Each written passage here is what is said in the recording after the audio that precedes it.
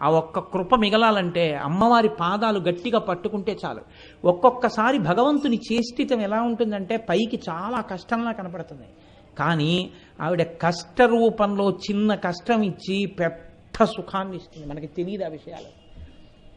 పరమాచార్య మాటల్లోనే చెప్పాలంటే, నేను ఎలాగో ఇవాళ పరమాచార్య ప్రసక్తి తెచ్చాను కాబట్టి ఆయన మాటల్లోనే చెప్పవలసి వస్తే మీకు ఒక మాట చెప్తాను.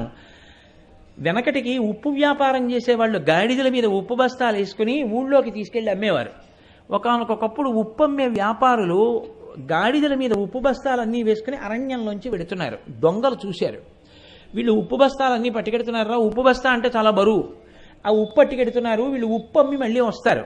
వచ్చినప్పుడు మనం ఈ ఉప్పు అమ్మిన డబ్బు పట్టుకొని వస్తారు కాబట్టి వీళ్ళని భయపెట్టి డబ్బు దోచుకోవచ్చు. కాబట్టి ఇవాళ వెడుతున్నారు కాబట్టి ఓ 2 రోజుల్లో ఉప్పు అమ్ముకుని వస్తారు, మనం ఇక్కడ హాయిగా మాట వేసి కూర్చుంటే సరిపోతుందని కూర్చున్నారు.